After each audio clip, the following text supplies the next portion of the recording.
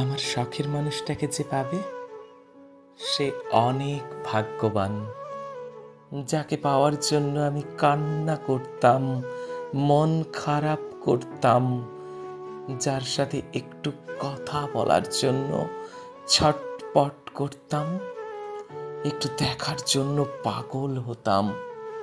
তাকে কি সুন্দর অন্য একজন সহজেই পেয়ে যাবে। অন্য কেউ তাকে ছোঁবে, তার হাত ধরবে, তাকে জড়িয়ে ধরবে।